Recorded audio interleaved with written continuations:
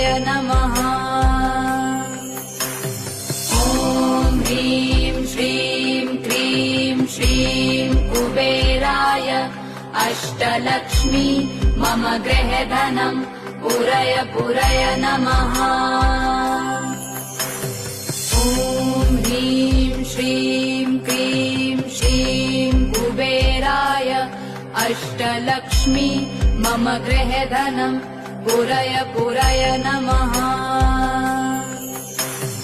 ॐ ह्रीं श्रीं क्रीं श्रीं कुबेराय अष्टलक्ष्मी मम गृहधनं पुरय पुरय नमः। ॐ ह्रीं श्रीं क्रीं श्रीं कुबेराय अष्टलक्ष्मी